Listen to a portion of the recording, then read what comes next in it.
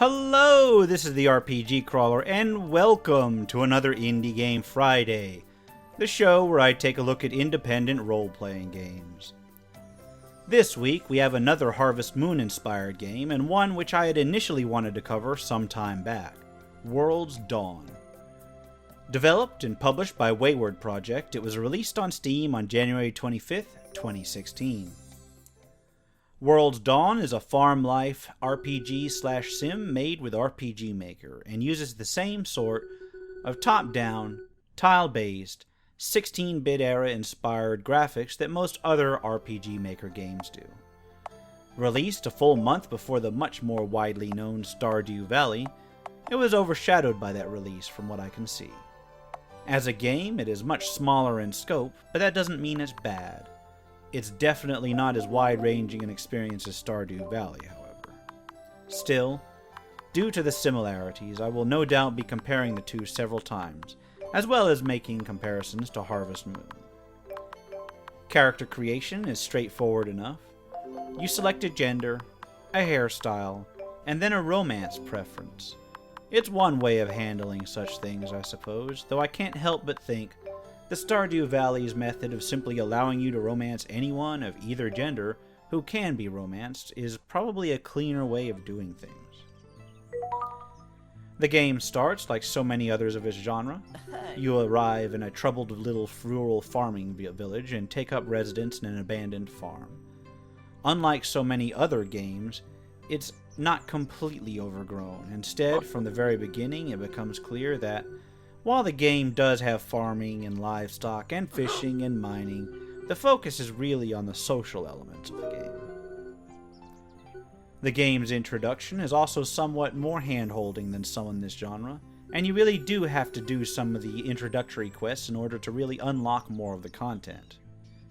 If you're used to a more casual game, such as Harvest Moon, this might be very welcome, but if you're coming off of the very open nature of Stardew Valley, this might be a drawback for you. Where this game really shines are the social aspects and the writing. After meeting all of the townspeople, including marriage potentials, which are clearly marked as such, you are given a means to track your relationships with various townsfolk, and can work on befriending them through actions and conversation. Each villager has their own schedules that vary depending on the day of the week, time, and weather, as well as other in-game events. Their interactions can help you determine what you need to advance the plot. And there is actually a plot. Like in so many of these games, the village is in decline and you must do something in order to save it. In this case, the land is declining because your predecessor had befriended a number of local spirits, who are now upset for various reasons. I'll admit to not playing far enough to really determine how to befriend them once more, but that does seem to be the general thrust and end goal of the game. Gameplay in each day is limited not only by time, but by an energy meter, one which seems entirely too limited. You can theoretically extend it in several ways. Once each day you can visit the hot springs to refill it completely, and meals at the tavern and other places can refill your energy bit by bit. I'm assuming this becomes more viable further into the game you play. There are various stores where you can buy tools, seeds, and items to help you on your way, as well as customizations for your home. There's quite a bit of depth to the game, even if not as much as the aforementioned Stardew Valley, but I might actually venture saying that the writing is a little bit better in this one, if only because of how focused World's Dawn is in comparison. If you liked Harvest Moon, especially the Game Boy versions, then this is definitely a worthy pickup. But if you're already enamored of Stardew Valley, you might be better off sticking to that one instead, at least until you've exhausted its focus. I understand that there's been a content expansion to this particular game, but as this footage has been sitting on my drive for some time now, I'm not sure that I managed to catch any of it.